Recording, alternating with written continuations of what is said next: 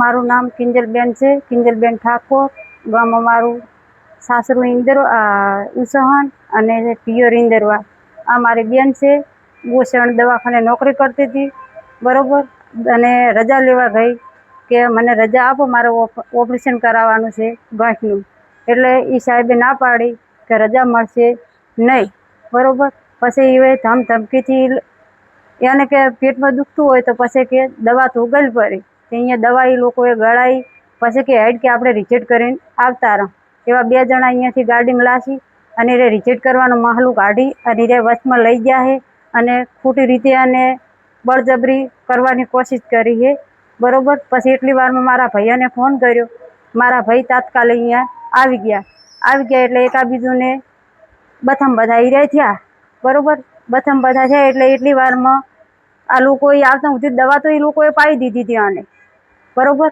પછી ફરાર થઈ ગયા. તાત્કાલિક મારા ભાઈ દવાખાને લઈ અને તાત્કાલિક આ હોસ્પિટલ ભેગા થઈ ગયા. પછી મારો ભાઈ એક બીજો હતો, એટલે મારી બેને એવું કીધું કે તું આ પૈસા છે ને, અહીંયાના પૈસા ગાડીમાં રહી ગયા હતા, એટલે કે તું આ પૈસા જીવનો જોખમ છે, લઈને ભેગું ફરાય નહીં. એટલે કે તું આ પોલીસ સ્ટેશન આવી જઈએ ને, કે આપણા ગામના સરપંચ હરું ભરું તું લઈને જા ને, સરપંચને લઈને પોલીસ સ્ટેશન જાતી. ઓલો ભાઈ હતો જે નટો કરીને નામ છે ને, એ પોલીસ સ્ટેશને હાજર ના થયો કે અહીંયા ના થયો, બરાબર. અને પૈસા હતા એની રીતે એણે ચા હંતાડ્યા એ મને ખબર નથી, બરાબર. પણ પોલીસને પૈસા જે અહીંયાના હતા ને એ હાલ દીધા છે. આપણે જે હામેલા ધણીના ગાડીમાં પૈસા વધ્યા હતા ને એ હાલ દીધા છે, બાકીના પૈસા હતા. મારી બેન એવું કહે છે કે મને થોડી ભાન હતી, એ થેલા લઈને નેચા ઉતરી ગયા. આટલી કહાનીની મને ખબર છે. અત્યારે મારા ભાઈ ને ઢોર મારે છે, બરાબર. પોલીસ વાળા વાંક ગુના વગર. અહીંયાનો ગુનો એટલો કે મારી બુનને લઈને રે ગાડી લઈને દવાખાને લઈને આવ્યા, એટલો અહીંયાનો ગુનો. અને એ જાણી જોઈને રે પૈસા અહીંયા મૂકીને જાહે, બરાબર. મારા ભાઈયાને ફસાવા સારું કરે. આટલો મારા ભાઈયાનો કોઈ ગુનો નથી. અને મારી બેનને ન્યાય આપો, મારી આટલી માગણી છે. હું મીનાક્ષી, મારા પપ્પાનું નામ બાબુભાઈ. હું પોષણ નોકરી કરું. કઈ હોસ્પિટલમાં? જય ગોગા. શું ઘટના ઘટી? મારે ડોક્ટરને 1.5 વર્ષ રિલેશનશીપ હતું. શું નામ છે ડોક્ટરનું? આનંદ દરજી.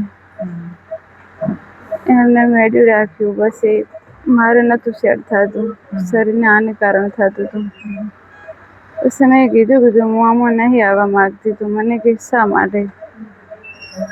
મેં કીધું હું ઘરે કઈ હાલીશ. મેં તમે જબરજસ્તી કરો, ગોળીઓ ગળાઈને હું હોટલમાં લઈ જાઓ, કેમેરા બંધ કરીને તમે આવું કામ કરો. તો મને ધમકી આલી કે શું ધમકી આપી તમને? કે તારાથી કશું નહીં થાય, તારે વેસે પૂરું પડશે, તને આગળ વધવા જ નહીં આલાંગે. ભાઈ બીના ભણી પછી મેં એના પાર્ટનરશીપ હતા, એ 2 ભેગા મળેલા હતા. શું નામ છે પાર્ટનરશીપ? નાથુ ચૌધરી, રોહિટાના. કે મને કે મેં કીધું કે વિઝિટમાં એક કે જાવું ઉજ્જૈનવાળા વિઝિટ કરીને આવતા રહો. કે મને દુખાવો થાય કે હું વિઝિટમાં નહીં જાઉં. તો મને ગોળીઓ આલી એને ઊંઘની. તે ગોળી ગળીને પછી મેં વિઝિટમાં છે દવા કરવાડું. તો જાતા મને થોડુંક એવું 2 ભાન જેવું થવા મળ્યું મને. એ કે વિઝિટમાં નહીં જાવ, કે હોટલમાં જવું છે. કે એમની પાસે કોઈક પૈસા હશે, કોઈક એની પાસે કોઈક. મેં કીધું હું હોટલમાં નહીં આવતી. જબરજસ્તી મારા શરીરને ટોર્ચર કરવા મળ્યા અને બધું એવું બધું કરવા મળ્યા. પછી મેં મારા ભાઈને રિંગ કરી, તો ખોટી રીતે મને આવી રીતે જબરજસ્તી કરેલ હતી. તાત્કાલિક એને ફોન કર્યો હતો. એની તાત્કાલિક મને ઊંઘની ગોળીઓમાં એને મને દવા પાઈ નાખી. મારા ભાઈ આવ્યા એટલે મારા ભાઈના ઉપર આરોપ આવ્યો કે દવા આણે પાઈ.